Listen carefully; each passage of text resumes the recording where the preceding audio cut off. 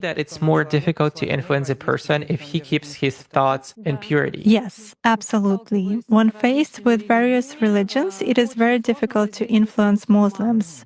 They are in a constant connection with the egregore. They do namaz every day and read prayers on a daily basis. They are constantly under some kind of a dome, so it is very difficult to influence them. When you start impacting a person, he begins to address in a prayer. Indeed, many of them are very different from those who come to church only when everything is bad in their life. They come to pray, and then for 5 years they forget about God, some canons, and so on.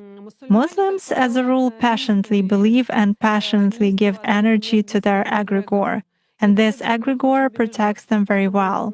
That's why it is very difficult to work to make any kind of influence on a true Muslim believer.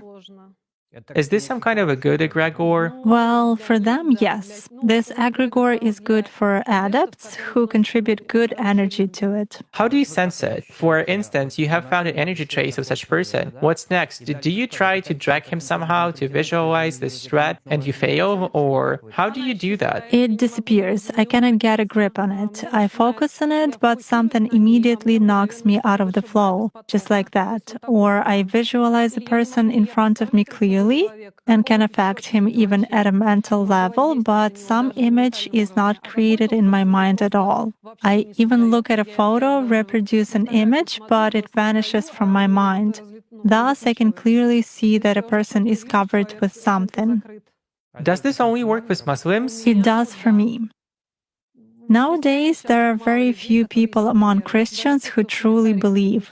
Even those who write in their comments that God is in the soul, that they are all faithful believers, but in reality they are not. Even most often they write that all this is a sin, but then ask in a private message how to make a rubbing spell. Such cases also happen. A rubbing spell? A rubbing spell.